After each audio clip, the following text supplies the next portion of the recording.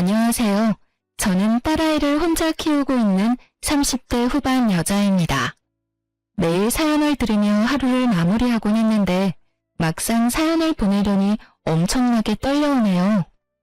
그래도 열심히 써볼 테니 잘 들어주시길 바라며 이야기 시작해 보겠습니다.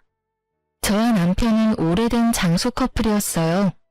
고등학교 때부터 사귀기 시작해 10년이란 시간을 만나왔으니 거의 가족이나 마찬가지였죠. 물론 가족 간에도 사이가 좋아 저희가 마침내 결혼한다고 했을 때 얼마나 좋아들 해주셨는지 몰라요. 결혼을 하고 난 뒤에도 저희는 10년이란 세월이 무색할 만큼 사이가 좋았고 서로 사랑했었습니다. 결혼하고 난 뒤 1년 만에 아기가 생겼고 무사히 딸을 출산하게 되었어요. 딸이 귀한 시댁에선 이보다 더 기쁜 일이 없다고 경사라고 하시며 저희 부부보다도 더 딸의 출산을 기뻐해 주셨죠. 참 하루하루가 행복했어요. 이렇게 행복하게만 살 수 있다면 더 바랄 것이 없다는 생각이 들 정도였으니까요. 하지만 불행은 예기치 못한 순간에 찾아오더군요. 그날은 남편이 출장을 갔다가 딸아이가 눈에 밟힌다며 무리해서 밤늦게 집으로 돌아오던 길이었어요. 평소 안전운전이 강박에 가까울 정도의 남편이었던지라 별 걱정을 하지 않았는데 그만 교통사고가 나고 말았습니다. 화물운전을 하던 상대방 운전자가 졸음운전을 했다고 하더군요. 남편은 그 자리에서 하늘나라로 가버렸고 아기가 2살도 되지 않던 해에 저는 남편을 떠나보내게 되었어요. 처음엔 믿기지 않았어요. 언제든 남편이 현관문을 열고 들어올 것만 같은데 야속한 남편은 돌아오지 않더군요. 그렇게 감당할 수 없는 슬픔에 빠져 몇 달을 보냈던 것 같아요. 그러던 어느 날 딸이 다가와서 엄마라고 하며 제 눈물을 닦아주더라고요. 그때 정신이 번뜩 들었어요. 저는 사랑하는 사람을 잃은 슬픈 여자이기도 했지만 한 아이를 책임져야 할 엄마였다는 사실을 깨달았던 거죠. 그날 이후 전 가까스로 정신을 차렸고 시댁과 친정의 도움을 받으며 아이를 키워나갔어요. 그렇게 3년이란 시간이 지났어요. 축 처진 기저귀를 차고서도 해맑게 웃던 아이는 어느새 5살이 되어 스스로 변기에 가서 볼일을 보고 올 만큼 시간이 지났어요. 여전히 전 시댁과 왕래를 하며 지내며 도움을 많이 받고 있었어요. 여기서 말하는 도움이란 금전적인 도움은 아니에요. 물론 명절 때가 되면 저도 그렇고 아이도 그렇고 용돈을 받긴 하지만 그런 것을 제외하고는 일체의 돈은 받지 않았어요. 그저 제가 쉴 수 있게 아이를 데리고 가서 하룻밤 자주 쉰다거나 먹거리를 해주시는 등 그런 도움들을 주시고 계세요. 가끔 큰 돈을 주려고 하시긴 했지만 사망보험금을 포함해 남편이 남기고 간 것이 꽤 있기도 했고 저도 액세서리를 만들어 온라인으로 판매 중이었기에 돈이 아쉽지 않았던 터라 돈은 필요 없고 가끔 딸아이 좀 봐달라고 부탁드렸네요. 시댁에선 그런 제 의견을 존중해 주셨고 그렇게 저흰 자주 왕래하며 지내왔어요. 그러던 어느 날 시댁에서 좋은 소식이 들려왔어요. 그건 바로 서방님의 결혼 소식이었어요. 워낙 오랜 세월 봐온 터라 정말 기쁘더군요. 주은아, 글쎄 우리 막둥이가 결혼한다는구나. 어머, 정말이에요? 정말 축하드려요, 어머님. 우리 도련님이 드디어 장가를 가다니 제가 다 눈물이 나려고 하네요. 그러니까 어느새 커서 자기 가정을 꾸린다니 세월이 참 빠르구나. 그건 그렇고 너도 상견례 자리에 올 거지? 네? 저도 가고 싶긴 한데 아무래도 안 가는 게 좋을 것 같아요. 왜? 오고 싶으면 오면 되지. 너도 우리 가족이잖니.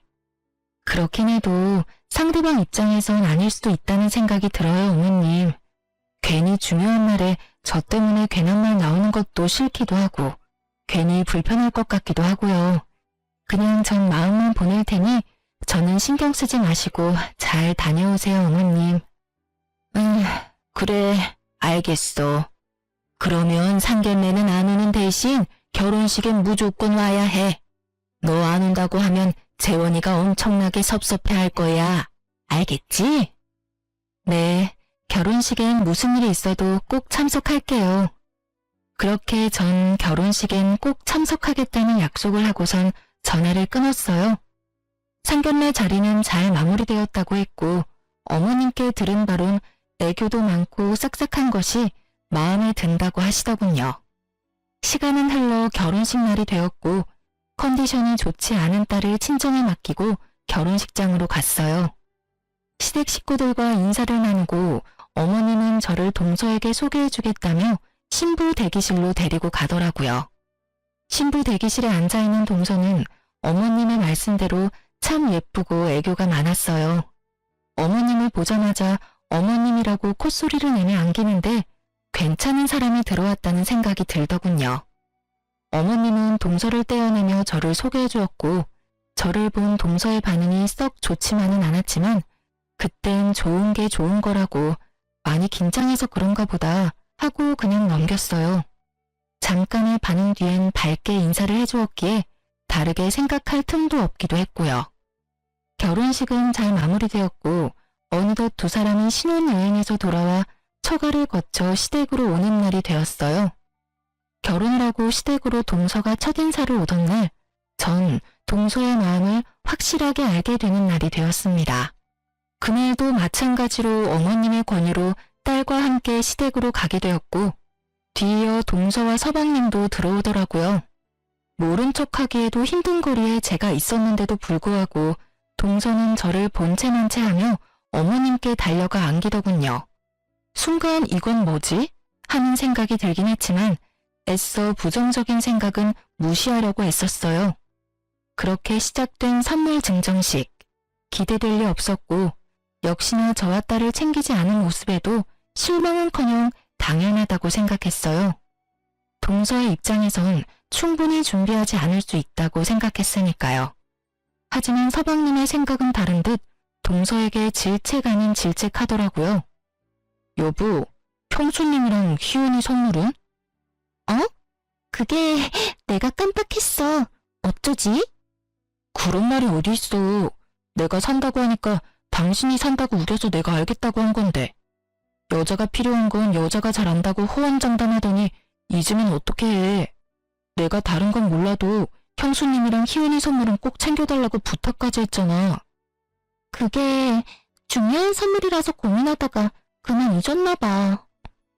일부러 사지 않은 것이 뻔한데 끝까지 깜빡했다며 동서는 깜찍한 거짓말을 해댔고 전 어차피 받을 생각 없었던 선물인지라 분위기가 더 가라앉기 전에 제가 말을 꺼냈어요. 아우, 그깟 선물이 뭐라고 새신랑 새신부가 싸우려고 해. 난 괜찮으니까 그만하고 밥부터 먹자 우리. 아버님, 어머님 식사하실 시간 한참 지나서 시장하실 거야. 그렇죠, 아버님, 어머님? 제 말에 상황은 일단락이 되었고 어머님은 주방으로, 아버님은 딸과 함께 선물을 들고 안방으로, 서방님은 편한 옷을 갈아입기 위해 쓰던 방으로 각자 흩어지게 되었죠. 그렇게 저와 동서만이 거실에 남게 되었고 동서는 기다렸다는 듯이 본색을 드러내더군요. 그이한테 이야기 들을 때부터 뻔뻔한 건 알았지만 이렇게까지 뻔뻔한 줄은 미처 몰랐네요. 지금 그 말 나 들으라고 하는 말이야? 그러면 여기 형님 말고 사람이 또 있나요? 지금 이 자리가 어떤 자리인데 형님이 와 계세요? 낄 때 안 낄 때 구분을 못 하시나 봐. 남편까지 죽은 마당에. 뭘 바라고 시댁하고 인연을 이어나가는 건지 이해가 안 되네요. 뭐 애 앞세워서 들락날락하면 콩고물이라도 떨어질 거라 생각하시는 건가? 기가 막히면서 동서의 수준이 보이더군요. 생각하는 꼴이 얼마나 밑바닥인지 한숨이 다 나오더라고요. 좋은 날이니 웬만하면 참아주려고 했는데 이쯤 되니 마냥 참지 못하는 성격이 또 불쑥하고 튀어나와 버렸죠. 동서가 주인공인 날에 내가 참석한 것이 기분 나빴다면 미안한데 나도 이 집 주인인 아버님, 어머님이 불러서 온 거니까 동서가 상관할 바는 아닌 것 같고 뭘 바라고 시댁에 들락날락거리는 건 아니니까 앞으로는 말 좀 조심해줬으면 좋겠어. 계속 이런 식이면 동서 수준이 밑바닥이라고 증명하는 꼴밖에 되지 않을 테니까 말이야. 뭐라고요? 언성 낮춰. 그러다 어머님 나오시면 곤란한 건 동서이지 않을까? 동서는 제 말에 무어라 받아치려고 했고 저 역시 지지 않겠다는 의지로 동서의 입을 주시하고 있었어요. 바로 그때 어머님이 밥 준비가 다 되었다고 하시며 나오셨고 동서는 얼굴색 하나 바뀌지 않고 아무 일도 없었던 척을 하며 어머님께 찰싹부터 아양을 떨기 시작하더군요. 그 모습을 보는데 그야말로 기가 막히고 코가 막혔지만 어쩌겠어요? 엄연히 따져보면 이제 전 남남이고 동서는 가족인 것을요. 새로운 가족이 저를 탐탁지 않아 한다면 제가 빠져주는 것이 도리라는 생각이 들었어요. 그 후부턴 전 조금씩 시댁과의 거리를 두기 시작했어요. 저로 인해 괜한 분란을 만들고 싶지 않았으니까요. 그렇게 거리를 두며 지내던 어느 날 어머님이 집으로 찾아오셨더라고요. 오셔서 하시는 말씀을 듣고 있는데 정말 너무 황당하더라고요. 준아, 너 요즘 우리랑 일부러 거리 두고 지내는 거 맞지? 갑자기 왜 그러는 게야? 엄마 요즘 조금 섭섭해지려고 하는데 이유가 있다면 말해줄 수 있겠니? 그게 어머님, 다른 이유가 있는 건 아닌데 요즘 일이 조금 바빴어요. 그래? 사실 내가 둘째한테 들은 이야기 있어서 그래. 둘째한테 듣기로는 너 요즘 만나는 사람 생겨서 우리랑 거리를 두는 거라고 하던데 그 말이 사실이야? 아, 너를 질책하려고 이런 말 하는 거 아니니 오해하지 말려무나. 난 그저 네가 좋은 사람 만나서 새 출발하는 거 우린 정말 괜찮고 오히려 응원하고 있다고 말해주고 싶어서 이렇게 왔어. 그러니 혹시나 그런 상황이라도 우린 괜찮으니 가끔은 연락하고 지내면 안 되겠니? 네? 남자라니요. 저 만나는 사람 없어요, 어머님. 어머님도 알다시피 희은이 하나 키우는 것도 바쁜데 제가 언제 남자를 만나겠어요? 그것도 그렇고 저 아직 다른 사람 만날 생각 전혀 없어요. 그러니? 그런데 왜 둘째는 그런 말을 했을까? 확신에 가득 차서 사실은요 내 남자 있다고 하던데 뭔가 착각을 했나? 아마 그런가 봐요. 뭐 때문에 그런 오해를 하게 되었는지는 모르겠는데 단단히 오해했나 보네요. 하여튼 그런 일은 전혀 없고 혹여나 제가 남자가 생겨도 어머님 아버님과의 관계를 완전히 끊어내는 일은 없을 거예요. 우리 희은이 할머니 할아버지인데 제가 어떻게 그 천륜을 끊겠어요? 그렇게 말해주니 고맙구나. 난 혹시나 하는 마음에 네가 부담 느낄까봐 그랬어. 어머님은 그렇게 절 오래 보셔놓곤 아직도 절 모르세요? 제가 부담을 느끼거나 불편해할 성격으로 보이세요? 하긴 넌 참는 성격은 아니지. 늙으니까 이래. 괜한 걱정만 늘어.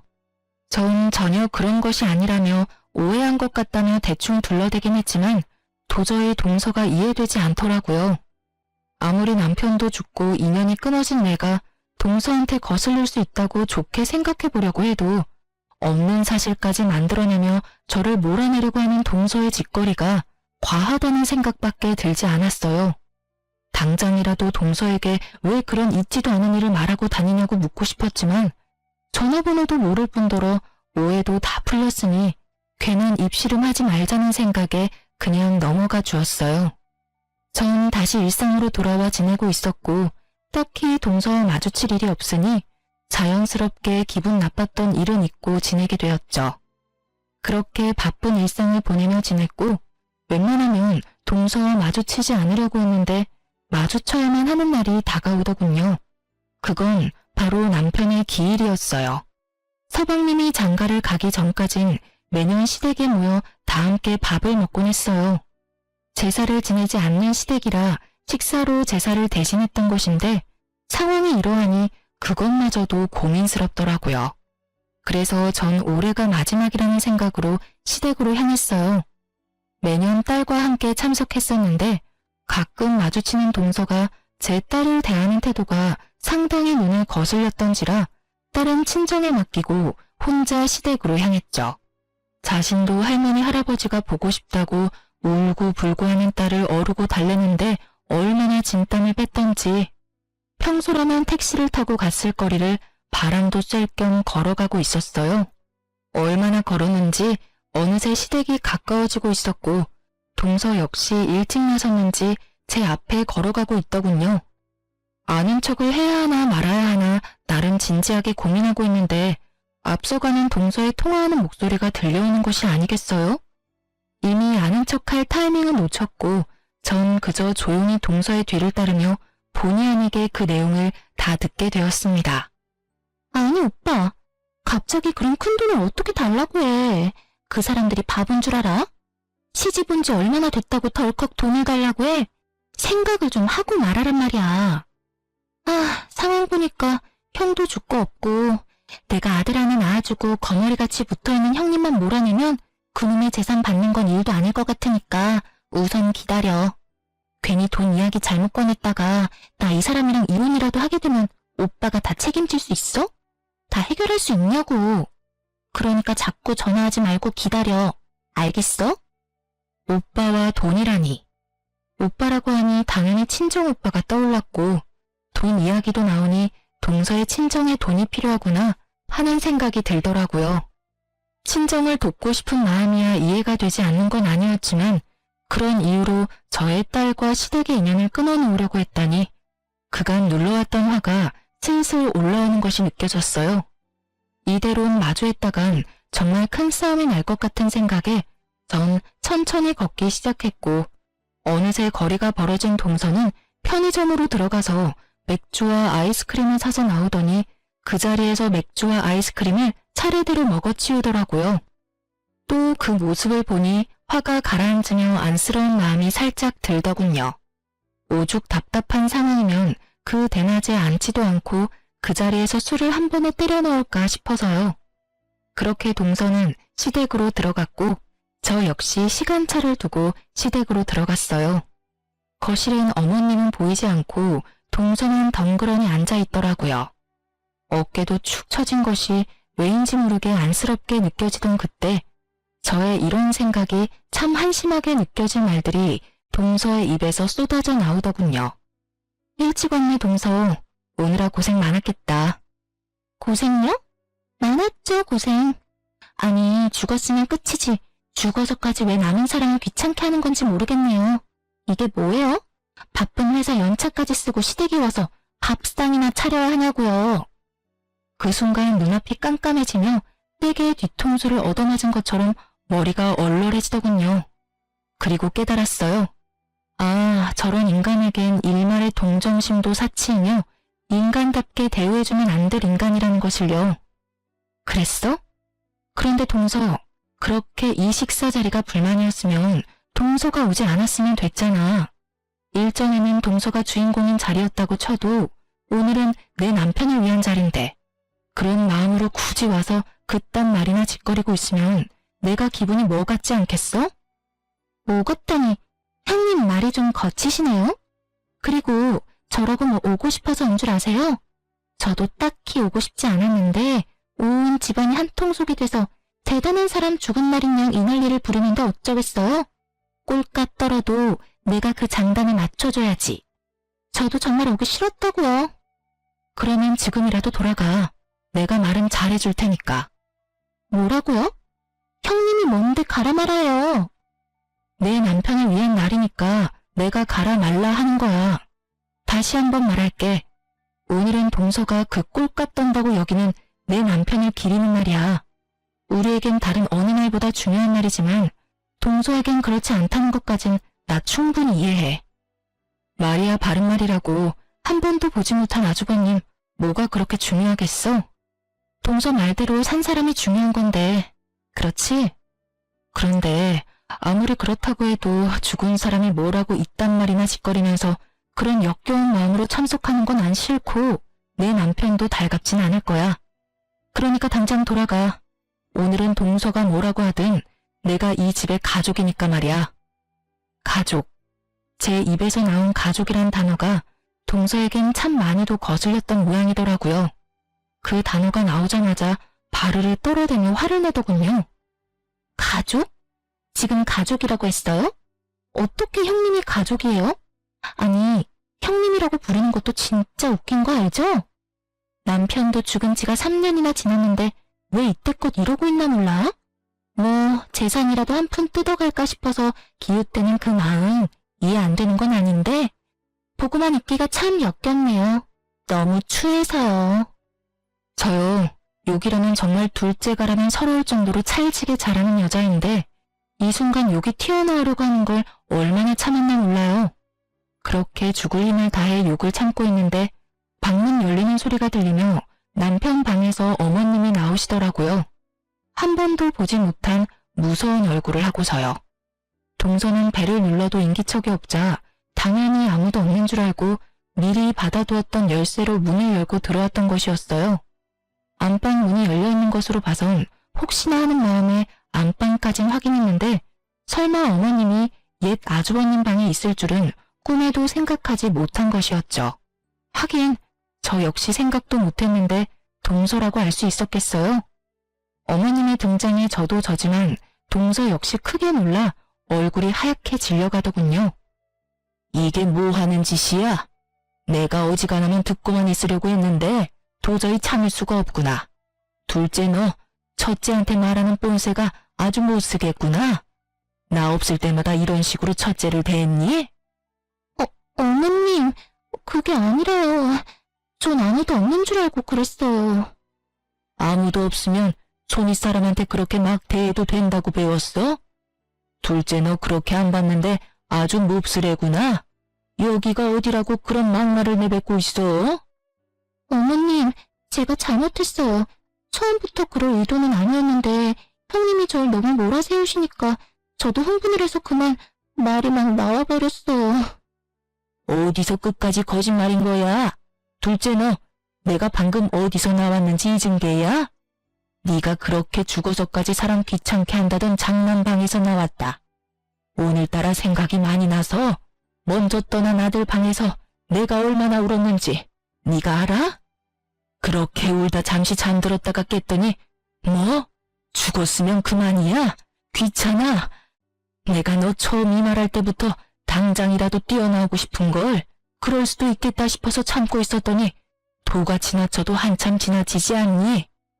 동서는 눈물을 흘릴 뿐 아무 말도 하지 못하고 있었고 그런 동서를 쏘아보시던 어머님은 문득 동서가 제게 남자가 있다고 한 말이 떠오르셨는지 그것에 대해서도 물어보시기 시작했어요. 둘째 너, 첫째가 남자 생겨서 우리랑 거리 두는 거라고 했던 말, 그것도 혹시 지어낸 말이니? 내가 이상하다 싶었는데 첫째가 아니라고 분명하게 말하니까 둘째 네가 오해했다고만 생각하고 넘어갔어. 그런데 너 오늘 이러는 거 보니까 아무래도 그냥 넘길 문제는 아닌 것 같구나. 너 정말 거짓말까지 하면서 형님을 모함한 거니? 그런 거야? 어머님의 화는 극에 달해 보였고 동서 역시 절벽 끝에 매달린 사람처럼 보였어요. 제3자인 제가 봐도 해결 방안이 없어 보였으니까요. 그래서였을까요? 동서는 무리수를 쓰기 시작하더라고요. 어머님, 잠시만요. 뜬금없이 헛구역질을 하던 동서는 이내 화장실로 뛰어가더군요.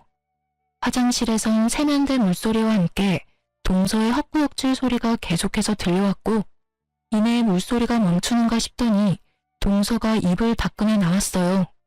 그러면서 되지도 않는 연기를 하기 시작하더라고요. 너 갑자기 왜 그러니? 어디 아파?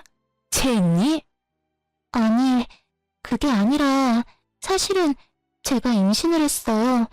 며칠 전부터 속이 계속 좋지 않아서 테스트기로 했는데 2주일이더라고요. 워낙 초기라서 그이한테도 말 못했어요. 혹시 모르는 일이니까 안정기에 들어서만 말씀드리려고 했는데 속도 좋지 않고 잠도 잘 못 자서 제가 너무 예민했나 봐요. 형님 죄송해요. 기분 많이 나쁘셨죠? 어머님 정말 죄송해요. 아무리 그래도 말을 가려가면서 해야 했는데 제가 경솔했어요. 동서는 임신 연기의 마침표로 헛구역질을 다시 하기 시작했고 어머님은 다른 것도 아닌 임신이라고 하니 한 발 물러서시더라고요. 그 문제는 추후에 다시 말하기로 하고 일단 작은 애 방에 들어가서 좀 누우렴.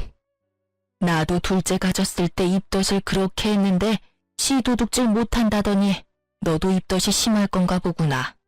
그렇게 서 있지 말고 어서 가서 누워. 음식은 우리가 할 테니까. 네, 어머님. 그럼 저는 좀 들어가 볼게요. 끝까지 가슴을 두드리며 방으로 들어가는 동서를 보고 있자니 참 어이가 없더군요. 분명 맥주 한 캔을 그 자리에서 한 방에 먹어치우는 걸 제 두 눈으로 똑똑히 봤는데 임신이라뇨. 도무지 임신 사실을 안 사람이 할 행동은 아니었기에 동서의 임신 주장은 알아볼 것도 없이 거짓이었죠. 당장이라도 이 모든 상황을 빠져나가기 위한 동서의 거짓말임을 알리고 싶었지만 증거도 없을 뿐더러 또 무슨 수를 쓰며 빠져나갈지 모르는 일이니 일단 그 장단을 맞춰주기로 했어요. 동서는 최선을 다해 잠든 척을 했는지 동서를 뒤따라 방으로 들어가셨던 어머님이 나오시며 동서가 겨우 잠이 들었다고 하시더군요. 입덧이 저리 심해서야 겨우 잠들었어. 그래요? 잠드는 거 보고 나왔단다. 첫째야, 마음 많이 상했지? 둘째가 임신 때문에 너무 예민해서 뱉은 말이니 마음에 너무 담아두지 말려무나. 그럼요. 너무 걱정하지 마세요. 첫째 너 언젠가부터 거리 두던데 둘째 때문에 그랬지? 하는 말 들어보니 이렇게 군 게 처음도 아닌 것 같던데. 아우, 물어 뭐해? 넌 분명 아니라고 할 사람인데. 내가 정말 당장이라도 내쫓고 싶은데 임신까지 했다는데 어쩔 도리가 없구나. 어휴. 그래도 첫째야, 나한텐 언제까지나 네가 내 첫 번째 며느리란다. 그것만은 기억해 주렴.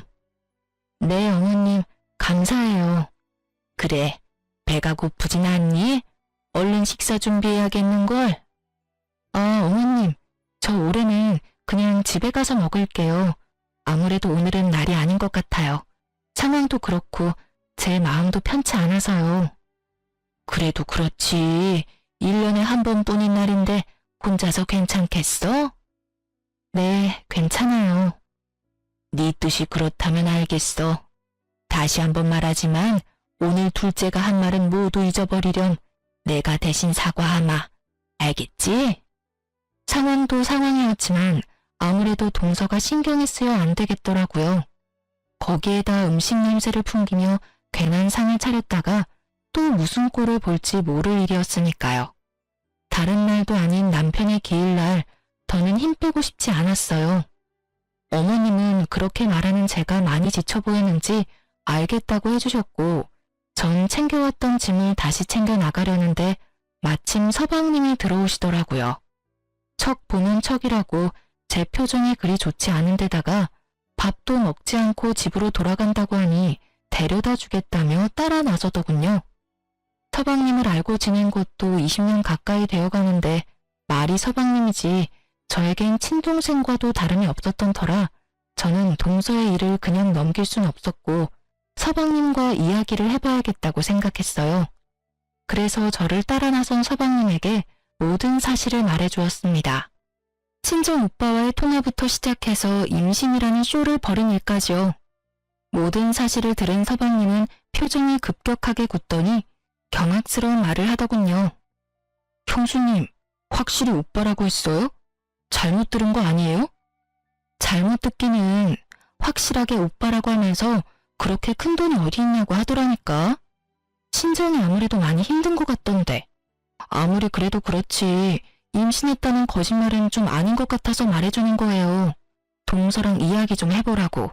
도대체 어떤 상황인 건지, 왜 나한테 그렇게까지 불만이 많은 건지, 그리고 임신했다는 말은 또 무슨 말인지. 난 우리 서방님이 행복했으면 좋겠어요. 말이 서방님이지 내가 친동생처럼 여기는 거 잘 알잖아요. 잘 알죠.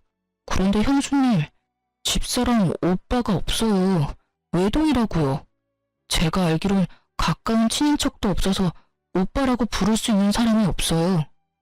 어? 그게 정말이에요? 그럼 이게 어떻게 된 일이래요? 분명 오빠라고 하면서 나만 몰아내고 아들만 낳아주면 그깟 돈 얼마든지 받아낼 수 있다는 식으로 말하던데 난 친정이 많이 힘든가 보다 했죠. 아무래도 이거 보통 문제가 아닌 것 같은데. 아무래도 그런 것 같아요. 형수님, 일단 확실한 건 믿을 수 없는 사람이면 확실하네요. 한참을 이야기를 나누던 저희는 동서는 믿을 수 없는 사람이라는 결론이 났고 동서에 대해서 좀 더 알아보기로 했어요. 아무래도 이때껏 동서의 입으로 들었던 모든 것을 의심해야만 하는 상황이었으니까요. 일단 서방님은 아무것도 모른 척 동서가 하는 대로 지켜보기로 했고 전 흥신소를 통해 동서에 대해서 알아봐달라고 했어요. 동서와 조금이라도 연관이 있는 사람이다 싶으면 그 사람도 같이 알아봐달라고 했고요. 물론 모든 사실이 밝혀지기 전까진 부모님께 비밀로 하기로 했죠. 흥신소의 연락을 기다리는 동안 그야말로 피가 마른다는 기분이 어떤 기분인지 알겠더군요. 어느 날은 동서가 그날 마신 술이 무알코올 맥주이고 임신 사실이 진실이었으면 좋겠다고 생각했다가도 그간의 동서 행실을 떠올리는 날엔 더는 서방님이 상처받는 일이 없게 더는 충격적인 사실이 없었으면 좋겠다고 생각하곤 했어요. 그렇게 피마르는 시간이 지나고 기다리던 흥신소에서 연락이 왔어요. 안녕하세요, 사모님. 저희가 좀 알아봤는데 의뢰 부탁해주신 분은 이미 결혼하신 상태입니다. 4년 전 결혼을 하신 분이고 혼인신고도 하셨던데요.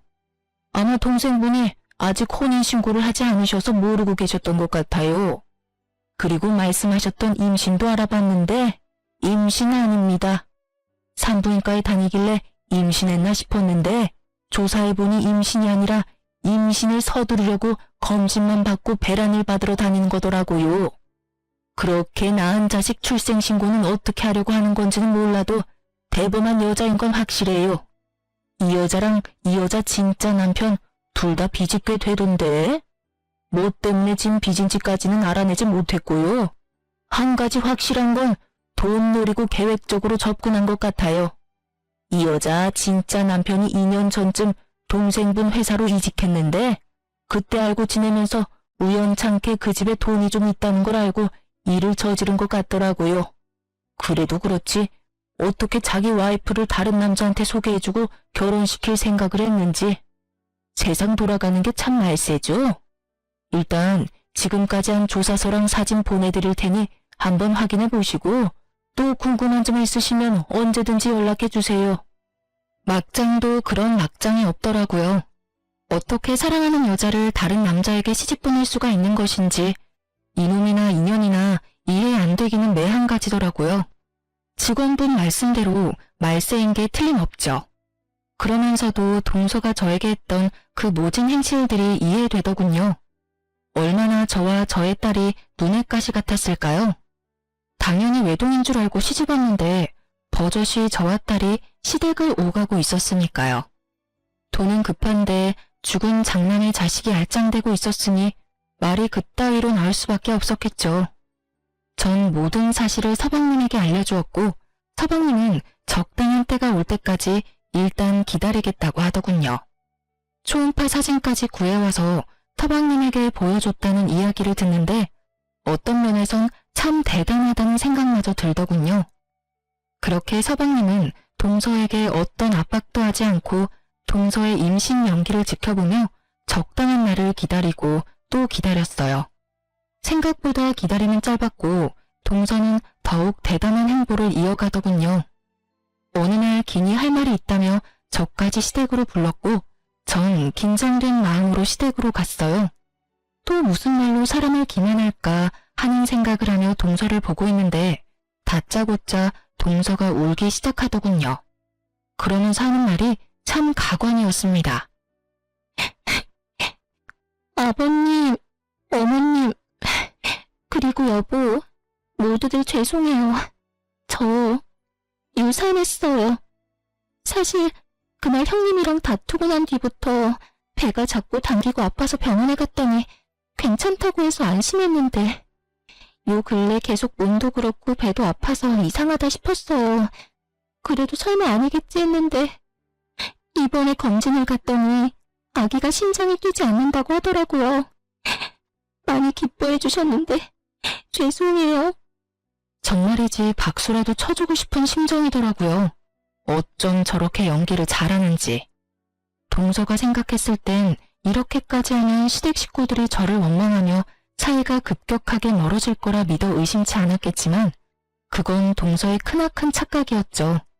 감사하게도 함께한 세월이 긴 만큼 두 분 다 저에 대한 신뢰도가 높았고 무엇보다 어머님은 동서가 말하는 그날 처음부터 끝까지 모든 이야기를 다 들었던 터라 저를 책망하기는커녕 동서를 나무라기 시작하셨어요.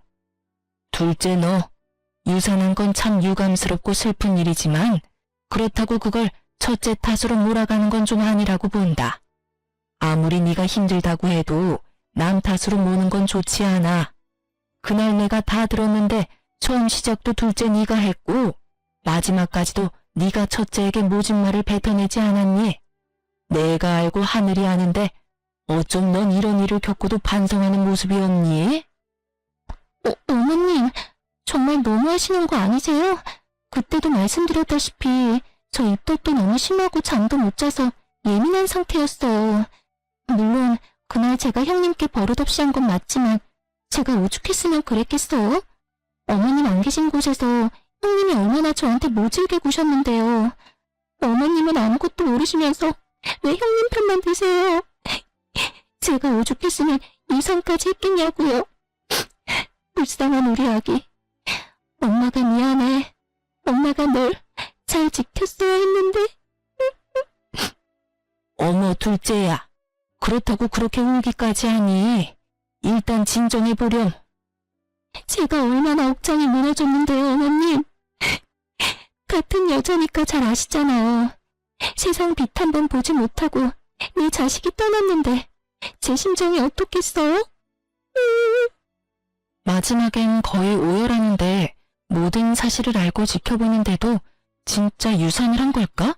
하는 생각까지 들더라고요. 동서의 오열에 아버님과 어머님은 조금 미안한 마음이 드시는 건지 아무 말도 없으시더라고요. 눈물도 고이시는 것이 이대로 지켜만 보면 안 되겠다는 생각이 들었어요. 그래서 전 흥신소에서 받은 사진을 바닥에 내려놓으며 말했습니다. 동서, 이제 그만 울고 이 사진들 좀 볼래? 아무래도 동서 설명이 좀 필요한 것 같아서. 설명은 무슨 설명? 이게 뭐예요? 혹시 제 뒷조사 하셨어요? 지금 그런 게 중요해? 얼른 설명부터 해봐. 이 남자는 누군데 동서랑 이리도 다정하게 있는 건지, 임신한 사람이 왜 난임 클리닉을 다니고 있는 건지. 제가 사진을 보여주며 몰아붙이자 동서는 손바닥 뒤집듯 태세를 바꿔 다 오해라는 말을 해대더군요. 하지만 이미 늦은 일이었어요. 모든 상황을 지켜만 보고 있던 서방님이 나서기 시작했으니까요. 아버지 어머니, 이 사람 남자가 있어요. 그래서 전 이 사람하고 이혼하고 사기죄로 고소할 예정이에요. 심력 끼쳐 죄송해요. 제가 잘 알아보고 결혼했어야 했는데. 서방님의 말을 듣고 있던 동서는 고소할 거란 말에 파르르 떨며 따지고 들기 시작했고 비교적 차분히 말하던 서방님도 더는 참을 수 없었는지 모든 사실을 큰 소리로 밝히기 시작했어요. 고소? 사기? 그게 무슨 말이야 여보. 이혼은 그렇다고 쳐. 바람 피운 게 뭘 그렇게 큰 죄라고 고소까지 한단 말이야. 그러지 말고 나 한 번만 용서해줘. 딱 한 번 실수였어. 정말이야. 실수? 실수라고? 넌 결혼한 사실 숨기고 다른 남자랑 결혼한 게 실수야? 어떻게 끝까지 거짓말이야, 끝까지. 아버지 어머니, 알고 보니 이미 결혼을 한 사람이더라고요. 이혼한 여자가 아니라 아직 유부녀였어요. 그리고 임신?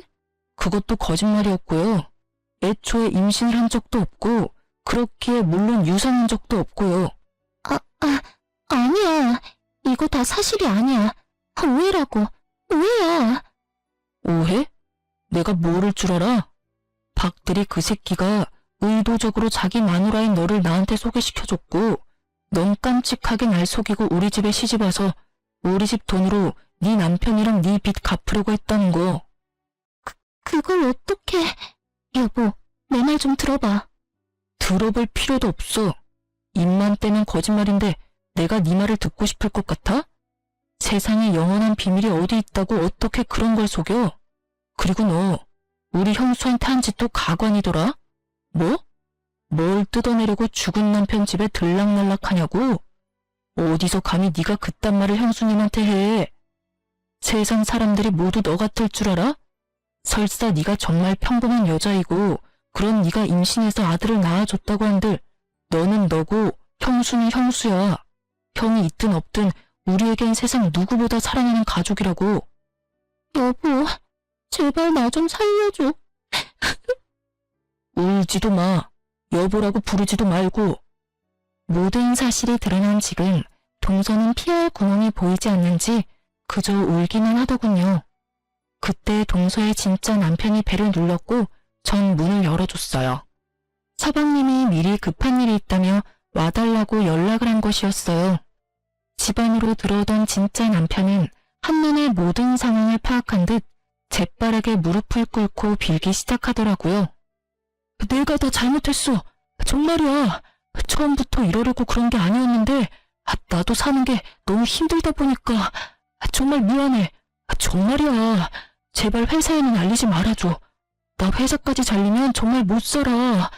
그나마 월급으로 겨우 빚 갚으면서 살아가고 있다고. 그러니까 제발 무슨 짓이든 할 테니까 제발 회사에는 비밀로 해주면 안 될까? 참 한 치 앞도 보지 못하는 사람이란 생각이 들더군요. 지금 회사가 문제가 아니라 깜빵을 가냐 안 가냐의 기로에 서 있다는 걸 전혀 모르고 있으니까요. 회사? 지금 회사 걱정할 때가 아닐 텐데. 그럼 날 뭘 어떻게 할 건데? 나 요즘 변호사분이랑 고소장 쓰는 중이야. 참고로 합의는 없고 합당한 대가는 다 치르게 할 테니 각오하는 게 좋을 거야. 네 마누라 데리고 가라고 부른 거니까 얼른 데리고 꺼져. 고소라니. 제발 그러지 말고 다시 한번 생각해주면 안 될까? 남의 인생 망쳐봤자 최대리한테 뭐가 남는다고 그리 모질게 굴어. 그래 여보, 제발 한 번만 다시 생각해줘. 나 사랑했잖아. 나랑 같이 살아달라는 말은 하지 않을게. 그저 한 번만 더 기회를 달라는 것뿐이야. 내가 반성하면서 살 테니까 제발 한 번만 살려줘. 급기야 두 사람은 울고불고 하며 매달리기 시작했고 아버님과 어머님은 그 꼴을 보고 있기 힘드셨는지 방으로 들어가 버리시더라고요. 이 인간들을 어떻게 해야 하나 하고 있는데 서방님이 어디론가 전화를 걸었어요. 알고 보니 서방님은 이런 상황에 대비해 미리 신고를 해둔 상황이었고 집 앞에서 대기 중이시던 경찰관 세 분이 두 사람을 끌고 나가더군요. 끝까지 발악하며 매달리는데 그쯤 되니 공포영화 저리 가라였죠. 사건은 일단락되었고 서방님은 다행스럽게도 전동서가 혼인신고를 미뤄준 덕분에 결혼에 대해선 따로 뭘 할 것이 없더라고요. 그저 동서의 짐을 빼서 집 앞에 내팽겨쳐놨더니 쥐도 새도 모르게 가지고 갔다고 했어요. 전동서의 진짜 남편은 소송이 진행되며 회사의 모든 사실이 알려져 당연스럽게 회사에서 잘리게 되었고 실력 좋은 변호사분이 합의는 절대 없다는 서방님의 의견을 적극 반영해 최선을 다해 사기죄 최대 형량을 받아내겠다고 하더군요. 이 어이없는 상황에서 더 어이없는 소식이 전해졌는데 그게 무엇인지 예상이 되시나요? 그건 바로 전 동서의 진짜 남편이었던 박 대리가 그 없는 살림에 비싼 변호사를 선임해 모든 죄를 동서에게 덮어 씌우려고 했다지 뭐예요? 그럼 뭐하나요? 증거가 차고도 넘치는걸요. 괜한 돈 낭비만 하고 다니는 진짜 남편과는 달리 전 동서는 진짜 남편에게 배신당하고 자포자기한 상태에서 판결만 기다리고 있는 상태라고 하더군요. 그렇게 그 거머리 같은 사기꾼들과의 인연은 끝이 났어요. 전 여전히 시댁과 친정의 도움을 받으며 잘 지내고 있어요. 언젠가 두 사람은 결국 깜빵에 가게 되었다고 듣긴 했는데 형량을 얼마나 받은 것인지 그 후엔 어떻게 되었는지 묻진 않았어요. 괜한 상처를 들춰내는 짓인 것만 같아서요. 한동안 서방님, 아니 도련님은 힘들어 하시더라고요. 애써 숨기려고 노력했지만 훤히 다 보여 제 마음이 더 아프더군요. 하지만 시간이 약이라는 말이 딱 맞는 게 요즘은 꽤 많이 잘 지내고 있어요. 최근에 제가 급하게 일이 있어 도련님께 아이의 하원을 부탁한 적이 있는데 그날 딸을 데리러 간 도련님이 선생님에게 반하신 건지 선생님에 대해 이것저것 물어보더라고요. 참고로 전 대에 대찬성이에요. 그렇지 않아도 평소 제가 좋게 보던 분이라 내심 잘 됐으면 하는 마음으로 앞으로 자주 딸의 하원을 부탁할 계획이에요. 아, 그리고 최근에 시댁에서 건물 한 채를 넘겨주셨어요. 전 너무 과하다며 이미 받은 것이 너무 많다며 거부했지만 어머님이 이렇게 말씀하시더라고요. 첫째야, 내가 이번 일 겪으면서 느낀 바가 많아. 내 생각 같아선 언제까지나 네가 우리 가족이고 그 사실은 변함없을 테지만 또 사람 일이 어떻게 될 줄은 모르는 일이지 않니? 그리고 어차피 이 건물은 너한테 주려고 했던 거였어. 이왕 줄 거 조금 더 일찍 주는 것뿐이니 받아주려무나. 어떻게 되기는요. 희은이가 있는데 죽을 때까지 가족이죠. 그렇게 생각해주니 고마워. 너 내가 했던 말 기억하지? 혹시나 좋은 사람 생기면 새 출발하라는 말. 나도 그렇고 네 아버지도 그렇고 우린 네가 좋은 사람 만나서 다시 사랑받으면서 살았으면 좋겠어. 혼자 긴 여생을 살아가는 건 너무 외롭지 않겠어? 그러니 너도 좋은 사람 있으면 연애도 하고 연애하다 이 사람이다 싶으면 결혼도 해. 알겠지? 건물은 잘 챙겨뒀다 기은이 공부도 시키고 너 결혼하게 되면 결혼 자금으로도 쓰려무나. 이렇게까지 챙겨주시는데 더는 싫다고 할 수도 없는 노릇이길래 못 이기는 척 받아뒀어요. 어머님이 계속 말씀하시니까 문득 결혼 생각을 다시 해보게 되었어요. 그런데 글쎄요. 앞으로는 어떻게 될진 모르겠지만 아직까진 결혼 생각이 전혀 없네요. 아직은 하늘에 있는 남편만큼 다른 사람을 사랑할 자신이 없는 거 있죠? 그저 딸아이와 함께 행복하게만 살아가려고요. 이로써 저의 시댁 이야기는 끝이 났습니다. 긴 사연 들어주셔서 감사합니다.